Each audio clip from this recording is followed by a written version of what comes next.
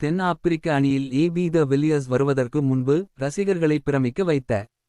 பந்துவீச்சாளர்களை நடுங்க வைத்த ஒரு அதிரடி பேட்ஸ்மேன் இருந்தார் என்றால் அது நிச்சயம் ஹர்ஷல் கிப்ஸ் தான்.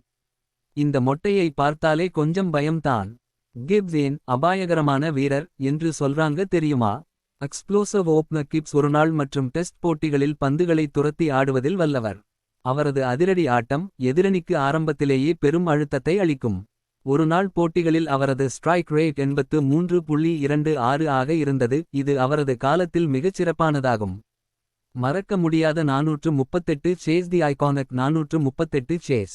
சர்வதேச ஒருநாள் கிரிக்கெட் வரலாற்றில் மிகச் சிறந்த ஆட்டங்களில் ஒன்று. 2006 இல் ஆஸ்திரேலியாவுக்கு எதிராக தென் ஆப்பிரிக்கா 434 ரன்களை துரத்தி வென்றது. அந்த வரலாற்றுச் சிறப்புமிக்க சேஸின் முதுகெலும்பே கிப்ஸ் தான். அவர் வெறும் 111 பந்துகளில் 175 ரன்கள் குவித்து அணியின் வெற்றிக்கு அத்திவாரம் இட்டார். இது அவரது அதிரடி ஆட்டத்தின் உச்சம். ஒரே ஓவரில் 6 சிக்சர்கள். ஒருநாள் போட்டிகளில் ஓடி ஒரே ஓவரில் 6 பந்துகளில் 6 சிக்சர்கள் அடித்த முதல் வீரர் இவரே. 2007 உலகக் கோப்பையில் நெதர்லாந்து அணிக்கு எதிராக இந்தச் சாதனையை நிகழ்த்தி தனது ஆக்ரோஷமான அணுகுமுறையை மீண்டும் நிரூபித்தார். மிரட்டல் ஃபீல்டர். பேட்டிங் மட்டுமின்றி சிறந்த ஃபீல்டராகவும் கிப்ஸ் அறியப்பட்டார். ஜான்டி ரோட்ஸ் பிறகு தென்னாப்பிரிக்க அணியில் ஒரு விக்கெட் விழாமல் தடுப்பதில் அவர் முக்கியமானவராக இருந்தார். அவருடைய கேட்ச்கள் மற்றும் ரன் அவுட்கள் பல ஆட்டங்களின் திருப்புமுனையாக அமைந்தன. புள்ளி விவரங்கள்.